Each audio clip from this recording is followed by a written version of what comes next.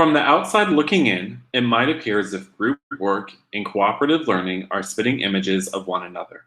However, looking at these two learning strategies closely opens up a whole new world of assessment. Cooperative learning groups are more than simply letting students work together, they are structured learning environments.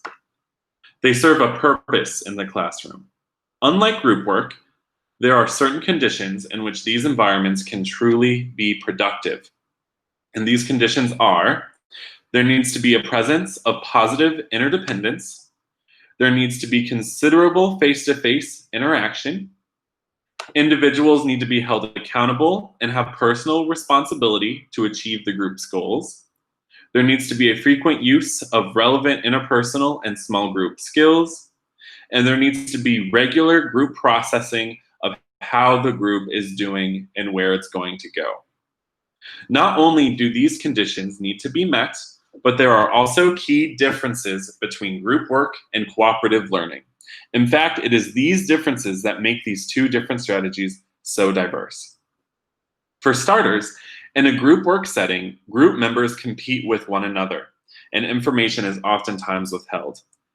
The mentality is, if you succeed, I lose. In a cooperative learning environment, however, each group member believes that they cannot succeed unless the other members of the group do as well. For example, you win, you win. In groups, students might not be able to process how well the group is functioning or the quality of its work. On the antithesis of this, however, students have time and are given a procedure to analyze how well their groups are functioning as a whole, as one collective unit. They are able to tell how well they are using the appropriate social skills with one another, and they are given guidance on how to improve the quality of their work together.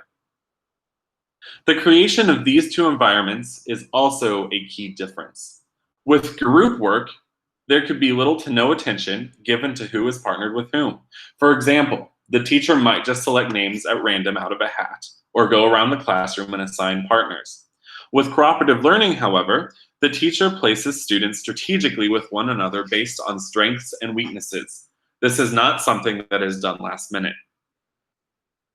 Overall, in group work, the focus is on how individuals perform. There is minimal accountability for how well the group functions. For example, in this image here, each character, each Bitmoji of me, is doing something significantly different and not concerning themselves with what the other is doing. The individual in the ladybug is not concerned with the individual dressed up as Godzilla. This is an example of group work. Although there is a group and although they are working, that does not mean they are learning with one another. However, in a cooperative learning environment, group performance is the focus. The accountability of everyone as a whole is crucial to the success of the team. So here we have each individual Derek with a lightsaber, and they are working together to achieve a goal. They are interacting with one another to determine the success and failures of those next to them, and they are working to battle their strengths with their weaknesses, balance their strengths with their weaknesses, in order to achieve a final result. So in a classroom, an example of this could very well be a lab in a biology class.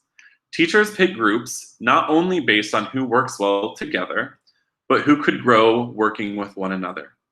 Labs are a group effort, and in order to succeed, everyone in the group must play their role.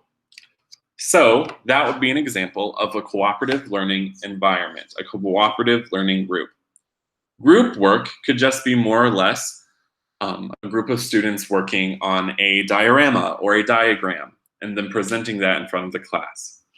Cooperative learning is far more involved and requires far more work on the teacher's end as well as that end of the student.